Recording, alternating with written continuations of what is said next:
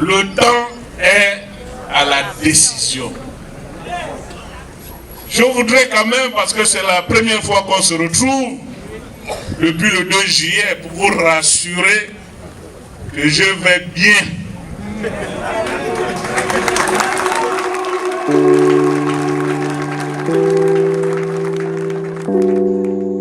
Il y a des hommes qui, par leur investissement et par les causes qu'ils défendent, semblent rappeler à tous et à chacun la nécessité de ne pas divorcer d'avec les principes de base qui fondent la qualité d'une société, alors même que beaucoup auraient pu tirer avantage de la position privilégiée du leader. Jean-Rémy Yama, lui, se fait remarquer par ses principes. C'est donc un fait social à observer et à examiner. Jean-Rémy Yama est le dernier d'une famille de 8 enfants. Il voit le jour le 7 octobre 1964 à Rongassa, un village situé dans le canton Ogoué-Aval, dans le département de Molondu, Ogoué-Lolo. Alors qu'il a environ 5 ans, son père décède. Dans cet environnement rural, il est élevé par sa mère. Très tôt, son frère aîné, feu Bernard Mondomo, prend en charge la famille en écourtant ses études pour devenir instituteur. Le frère aîné s'érige très vite en modèle pour Jean-Rémy Yama. Ce sont alors les principes de justice, de probité et d'intégrité qui bercent son enfance et qui ont une prise véritable sur lui. Le jeune Jean-Rémy débute ses études primaires à l'école de son village, puis à Monana dans le Haut-Ogoué. Il arrive à Libreville pour intégrer successivement les écoles publiques de Montbouet et Ozangue. Après l'obtention du concours d'entrée en 6e, Jean-Rémy Yama est orienté au collège d'enseignement normal de Ntoum, qui prédisposait les apprenants au métier d'instituteur. Son parcours régulier s'achève au bout de 4 ans par l'obtention du brevet d'enseignement normal. C'est en 1984, à Franceville, dans le Haut-Ogoué, en classe de seconde, que Jean-Rémy Yama intègre le lycée et l'internat.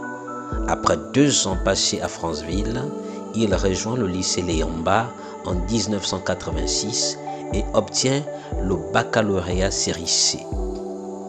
Bien plus tard, la jeune université des sciences et techniques de Masoko, USTM, l'accueille durant l'année académique 86-87.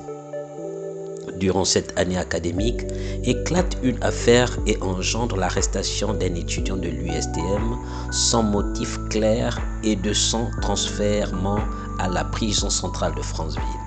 Cette situation va rompre le calme et provoquer la grève des étudiants.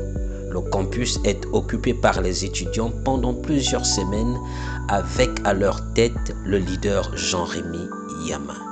Le déplacement sur Franceville du ministre de l'Enseignement supérieur, feu Jules Aristide Bourdest Ogouligende, ne réglera pas le problème. Les militaires sont mobilisés et envoyés dans la capitale provinciale du Haut-Ogoué pour mater le mouvement estudiantin. Des avions militaires ont donc débarqué cette année-là dans la province du Haut-Ogoué qui abrite cette communauté estudiantine. Le sort de ces étudiants a été très vite scellé avec 1 mois de formation militaire. Aucun des parents des étudiants de l'USTM n'a été mis au courant de la situation. La fin des années 80 est marquée au Gabon par l'avènement d'une nouvelle ère. Le monopartisme est fondamentalement contesté et Omar Bongo va, à son corps défendant, faciliter l'organisation des grandes assises nationales. C'est la conférence nationale. C'est depuis la France que Jean-Rémy Yama vivra cette forme de transition politique. Plus tard, il obtient son doctorat en mathématiques physiques à l'université Paul Sabatier de Toulouse, en France. En 1998, il est recruté à l'université de Masoko en qualité d'enseignant-chercheur. Dès lors, on détecte chez cet universitaire un leadership, une capacité d'adaptation, une aptitude à la résilience, une constance. Depuis le collège, en passant par le lycée, l'université en tant qu'étudiant ou en tant qu'enseignant-chercheur, il a toujours pris la tête des dynamiques collectives portées sur la défense des intérêts généraux, en dépit des risques encourus. C'est une volonté chez l'homme de s'inscrire dans cette logique d'action, même si pour y arriver, il lui faut affronter le suffrage. De nombreuses personnes de bonne foi reconnaissent en Jean-Rémy Yama des qualités d'intellectuel exceptionnelles dans l'environnement gabonais. En parlant de la difficulté des choses, chacun se souvient d'une lettre qu'il a signée au fond de sa prison le 22 août 2016 et qu'il a publiée par le biais des avocats.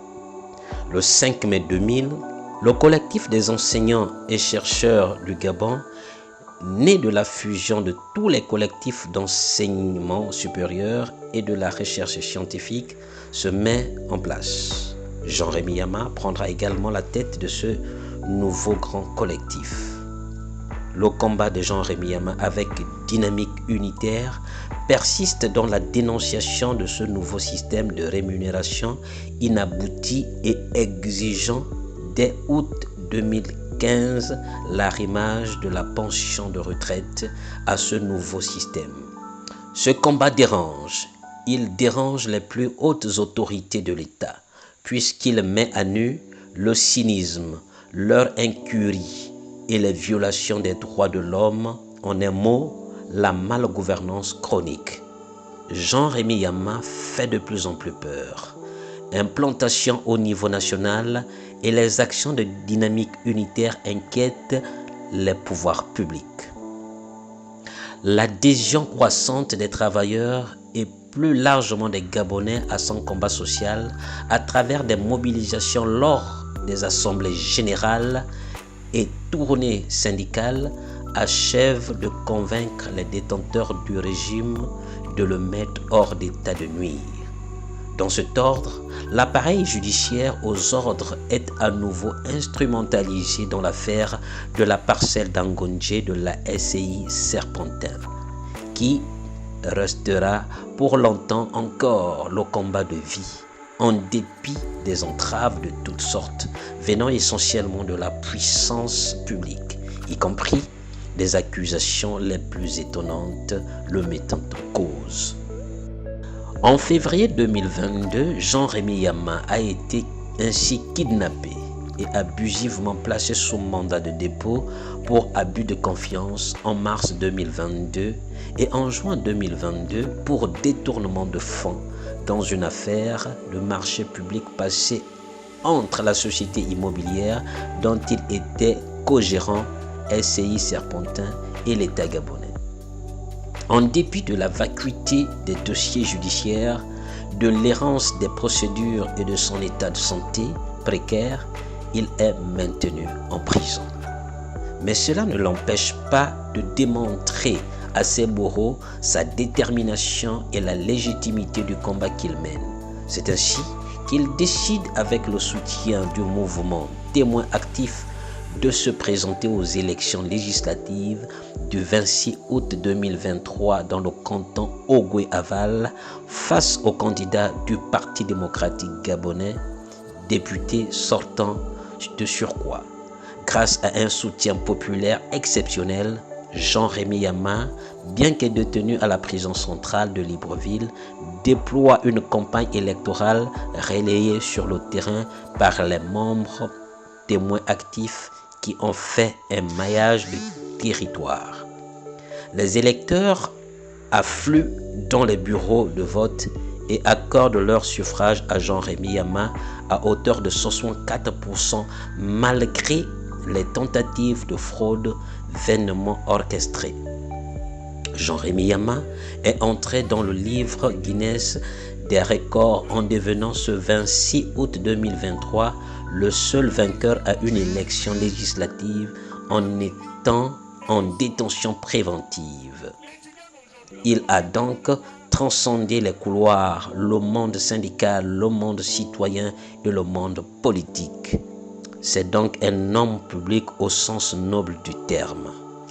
Il y a chez cet homme des éléments invariants qui fondent son engagement et qui sont à rechercher dans ses origines, dans sa profession scientifique et finalement dans la spiritualité.